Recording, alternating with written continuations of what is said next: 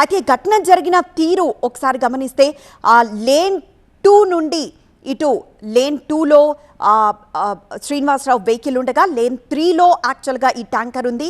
అయితే అక్కడ ఇంకా టోల్ క్రాస్ చేయలేదు, అక్కడ టోల్ కట్టాల్సి ఉండగా శ్రీనివాసరావు కట్టేందుకు అక్కడ వెయిట్ చేస్తూ ఉన్నారు. ఈ ట్యాంకర్ ఫాస్ట్గా వచ్చి అక్కడ ఆగడంతో ఒక్కసారిగా అదుపు తప్పి శ్రీనివాసరావు కారుపై పడిపోయినట్లు తెలుస్తోంది. 4:06 జరిగిందండి ఇది. డ్రైవర్ డివైడర్ ఎక్కించి పడేసాడు కారు మీద. ఇప్పటికే 3 అవర్స్ అయింది. ఈ టోల్ గేటు యాజమాన్యం చాలా నిర్లక్ష్య ధోరణిలో ఉన్నారు. స్టాఫ్ అయితే ఉన్నారు కానీ ఎవరు ఏం పని చేయట్లేదు, చూస్తున్నారు. చాలా రిస్క్ తీసుకుంది పోలీసు వారు, పబ్లిక్, కొంతమంది మ్యాన్ పవర్ తెలిసిన వాళ్ళు వచ్చి బాగా సహాయం చేశారు. టోల్ గేట్ వాళ్ళ దగ్గర అసలు ఎటువంటి ఎక్విప్మెంట్ లేవు. ఫోన్ చేసాం అంటున్నారు, ఎప్పుడు చెప్తే అప్పుడు. ఇటువంటి టోల్ గేట్ల దగ్గరే 3 అవర్స్ 4 అవర్స్ ఇటువంటి యాక్సిడెంట్లు జరిగితే రోడ్డు మీద జరిగే వాటికి ఇంకెలా ఉంటుంది? అంటే అంత నిర్లక్ష్యంగా ఉన్నారు టోల్ గేట్ వారు. స్టాఫ్ అయితే ఉన్నారు కానీ ఎవరు ఏం పని చేయట్లేదు, చూస్తున్నారు. చాలా రిస్క్ తీసుకుంది పోలీసు వారు, పబ్లిక్, కొంతమంది మ్యాన్ పవర్ తెలిసిన వాళ్ళు వచ్చి బాగా సహాయం చేశారు. టోల్ గేట్ వాళ్ళ దగ్గర అసలు ఎటువంటి ఎక్విప్మెంట్ లేవు. ఫోన్ చేసాం అంటున్నారు, ఎప్పుడు చెప్తే అప్పుడు. దాన్ని పగలగొట్టమని కొంతమంది అన్నారు, పగలగొట్టకుండా క్రెయిన్ వారు సహాయంతో బాగా పోలీసు వారు మంచిగా స్పందించారు. ఇక్కడ పబ్లిక్ కూడా బాగా సహాయం చేశారు. కేవలంగా ఇటువంటి టోల్ గేట్ల దగ్గరే 3 అవర్స్ 4 అవర్స్ ఇటువంటి యాక్సిడెంట్లు జరిగితే రోడ్డు మీద జరిగే వాటికి ఇంకెలా ఉంటుంది? అంటే అంత నిర్లక్ష్యంగా ఉన్నారు టోల్ గేట్ వారు. సో అక్కడి స్థానికుడు చెప్తున్న ప్రకారం ఈ ఘటన జరిగినప్పుడు టోల్ గేట్ దగ్గర ఉన్న వాళ్ళు ఎలాంటి సాయం చేయలేకపోయారు.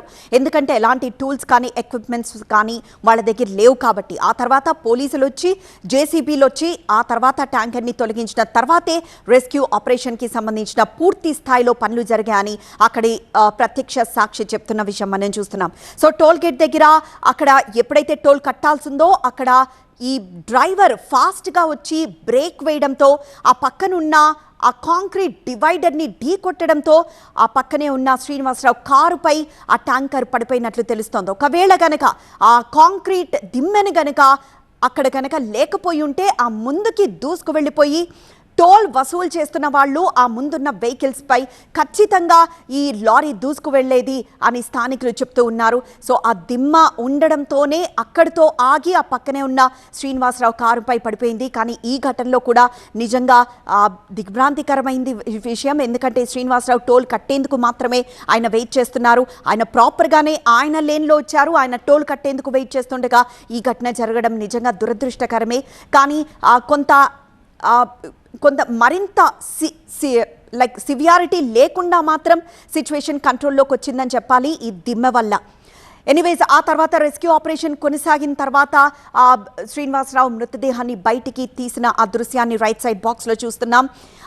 ఆ తర్వాత కూడా పోలీసులు చాలా కష్టపడాల్సి వచ్చింది మృతదేహాన్ని బయటికి తీసేందుకు. కారు ఒక్కసారిగా నుజ్జునుజ్జైపోవడంతో మరోవైపు కారు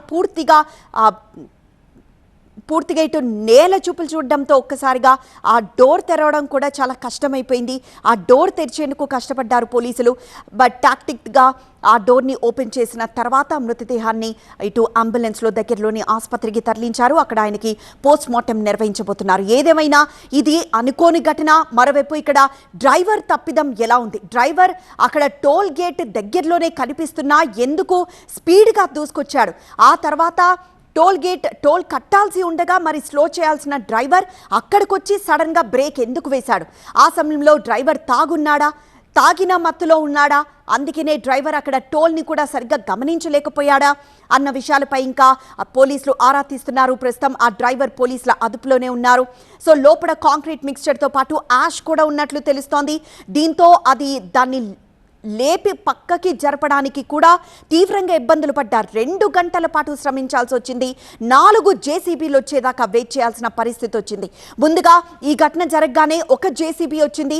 అయితే ఆ ట్యాంకర్ని పక్కకి తొలగించేందుకు పూర్తి ప్రయత్నాలు చేసినా సరే దానికి ఉన్న వెయిట్, అంటే ఆ ట్యాంకర్లో ఉన్న కాంక్రీట్ కానీ యాష్ కానీ కలగలిపి ఉండడంతో, అది మరింత బరువు ఉండడంతో ఒక్క జేసీబీతో పని కాలేదు. ఆ తర్వాత రెండో జేసీబీ కూడా వచ్చింది. అయినా సరే పని కాకపోవడంతో పూర్తిగా 4 జేసీబీలు వచ్చి చైన్స్తో కట్టి మరీ దాన్ని పక్కకి జరపడంతో ఆ తర్వాతే రెస్క్యూ ఆపరేషన్ పూర్తి చేయగలిగారు.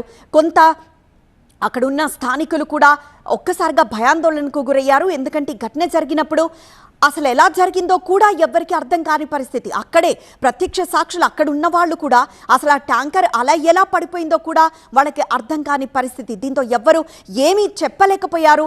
ఆ తర్వాత జరిగిన తీరుని ఒక్కసారి వాళ్ళు మళ్ళీ గుర్తు చేసుకొని ఆ తర్వాత ఇలా జరిగింది ఈ ప్రమాదం అని తెలుసుకున్న తర్వాత మాత్రం కొంత భయాందోళనకు గురయ్యారు.